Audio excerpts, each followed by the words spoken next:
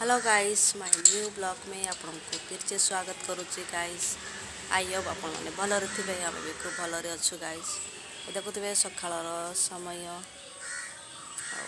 कौन कर 8टा बाजला कि खाना बाना कि बनने काली भात अच्छे से पा पखाला टे करदेवी खाइबी।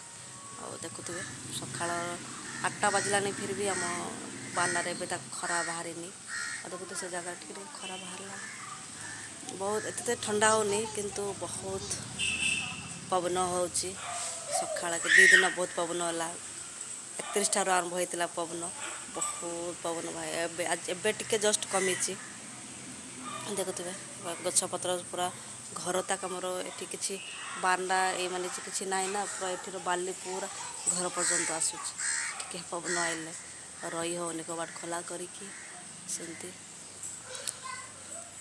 आई होप वीडियो भल लगला तो लाइक कमेंट सब्सक्राइब जरूर कर दियो गाइस। तो देखा नेक्स्ट ब्लॉग में, तब तक बाय बाय गाइस।